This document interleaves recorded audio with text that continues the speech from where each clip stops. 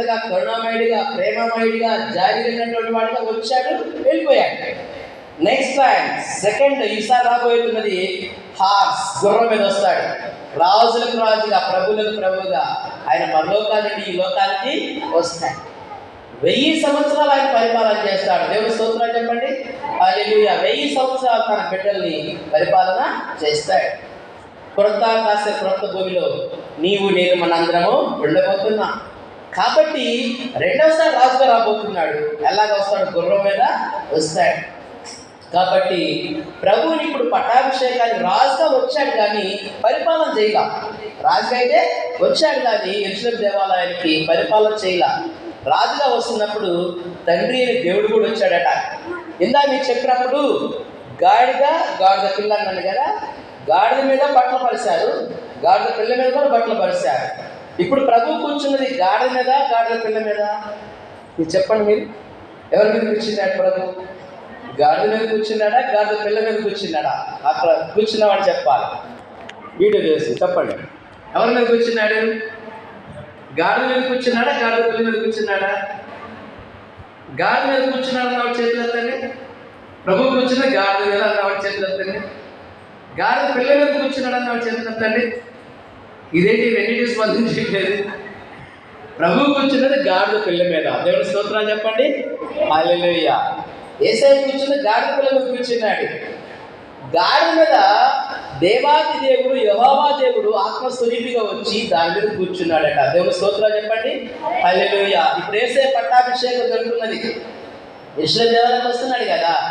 పరిశుద్ధాత్మ దేవుడు ఈ చిన్నపిల్లల్లో ఉండేసి వాళ్ళు అన్నారు, దావీదు కుమారునికి జై, దావీదు కుమారునికి జై, ప్రభు పేట వచ్చేవాడు స్తుతింపబడును గాక అని దేవుడికి స్తుతిస్తా ఉన్నారు. దేవుడి యొక్క పరిశుద్ధాత్మ అందరిలో ఉన్నది.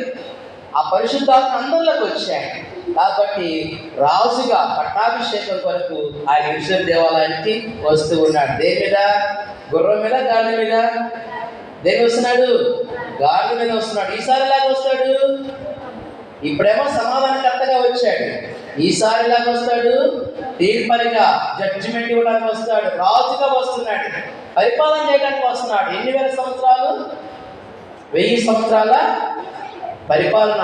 1000 ఏళ్ళ వీళ్ళపై మన పాట కొడుతుంది కదా, ఈ లోపల పరిపాలన చేస్తాడు.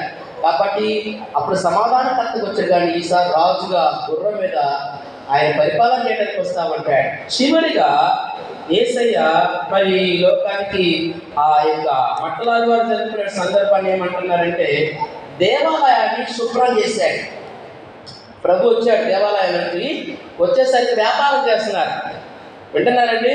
వ్యాపారం చేస్తున్నారు. దేవుని ఆలయం ఎవరైనా బిజినెస్ చేస్తారా?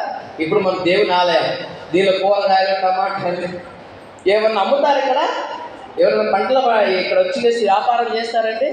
గొర్రెలు ఏంటి వ్యాపారం చేస్తారు? ఇది దేవుని ఆలయం. ఎవరైనా చేస్తారా? లేదా? ఎవరు చేయరు. వాళ్ళ ధైర్యము యెరూషలేము దేవాలయంలో వ్యాపారం చేస్తున్నారు.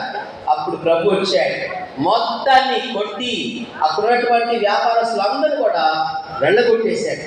వెళ్ళగొట్టి దేవుడు అక్కడ ప్రభు ఆ యొక్క శుభ్రం చేసేసి ఆ దేవాలయాన్ని అక్కడ మంచిగా దేవుని యొక్క వర్తమానాన్ని అందించాడు. దేవుని స్తోత్రాలు చెప్పండి.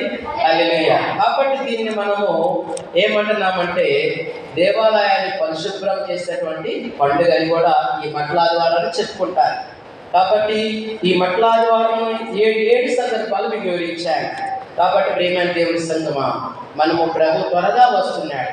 ఆయన ఎలాగా తీరుడుగా వచ్చాడో మనం ఎప్పుడైతే మన దీన మనసు మనం కలిగి ఉంటామో ఒక దినాన ఆ 1000 ఏళ్ల పరిపాలనలో నీవు నేను మనందరము ఉంటాం. దేవుడి కృప మనకు అనుగ్రహించును కాక. ఆమేన్. ప్రార్థన చేసుకుందాం. దయచేసి ప్రార్థన చేసుకుందాం. పరిశుద్ధ